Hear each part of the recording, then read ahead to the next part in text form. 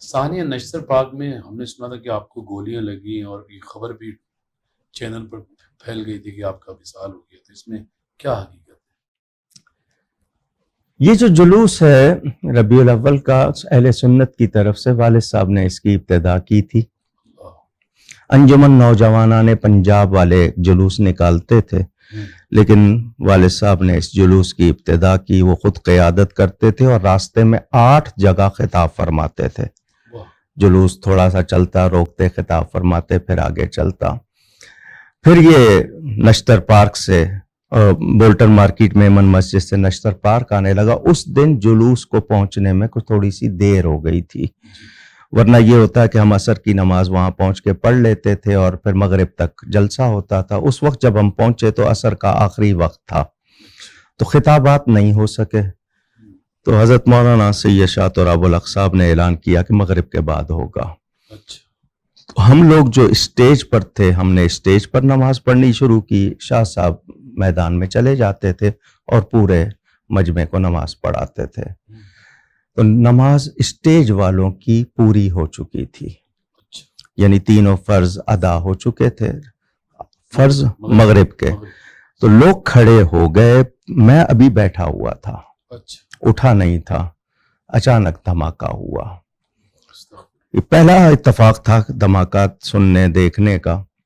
وہ اوسان خطا ہو گئے، یعنی آنکھوں کے آگے اندھیرا، کچھ آپ اس کو 1 منٹ کہیں، آدھا منٹ کہیں، کہ کچھ نہیں پتا۔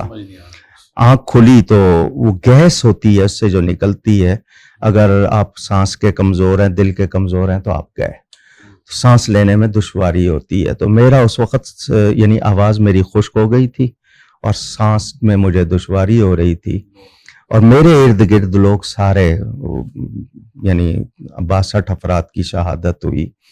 وہ منظر تو محمد ناصر اور دوسرے لوگوں نے مجھے اٹھایا تو میں پیچھے سے پورا خون سے بھیگا ہوا تھا۔ تو یہ لوگ مجھے فوراً بٹھا کے لیاقت نیشنل لے گئے۔ تو درمیان میں میری آواز نہیں نکل رہی تھی، انہوں نے جاتے ہی آکسیجن لگایا، اس سے کچھ سانس بحال ہوا۔ تو اسی وقت سارے دوسرے لوگ جو زخمی لانے لگے، ہسپتال میں منظر عجیب ہو گیا تھا، تو میں وہاں سے نکل آیا۔ مجھے 2 زخم جو جسم پہ لگے ہوئے تھے، گھر میں آ کر پہ وہاں پر تھوڑی سی پٹی کرا لی، وہاں سے نکل آیا، اور انہوں نے فوری طور پر جو ایکس رے کیا اس پہ انہوں نے کوئی رپورٹ نہیں دی، کلیئر کر دیا۔ وہ تقریباً 40 دن لگے میرے وہ زخم مندمل ہونے میں۔ 40؟ میں ٹھیک ہوتے ہی پہلے دن مدینہ منورہ چلا گیا۔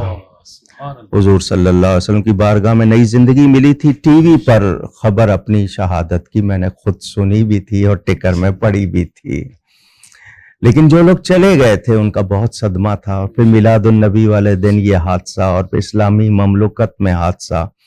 حیرت ہو رہی تھی کہ ہم کیسے مسلمان ہو گئے ہیں، ہمارے ہاں کیا ہو گیا ہے، حکمران کیسے ہو گئے، لوگ کیسے ہو گئے۔ کچھ نہیں سوچا کہ کون سا موقع ہے اور کیا ہو رہا ہے۔ حضور پاک صلی اللہ علیہ وسلم کا میلاد منا جی، وہ باہر ملک میں ایکس رے کروایا تو وہاں پتا چلا کہ میرے جسم میں پیلٹس ہیں، ٹکڑے ہیں بم کے، اور ان کی وجہ سے مجھے جو تکلیفیں بعد میں شروع ہوئی، یعنی ایک تو ریڑھ کی ہڈی میں، ایک گردن کے پاس، اور یہ حضور صلی اللہ علیہ وسلم کا معجزہ، ایک دل سے صرف کچھ، میرا خیال پتہ نہیں وہ کہہ رہے ہیں 2 سینٹی میٹر یا 3 سینٹی میٹر آ کے رکا، پورا وہ چیرتا ہوا چلا گیا۔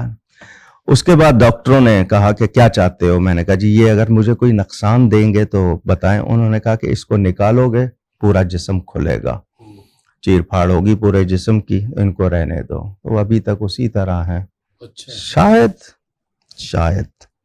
شاید بخشش کا سامان ہو جائے، وہ جو خون کے چند قطرے بہے ہیں، شاید اللہ کرے۔ اللہ تعالیٰ آپ کو دراز عمر بالخیر عطا فرمائے، آپ کا سایہ ہم پہ ہمیشہ قائم رکھے۔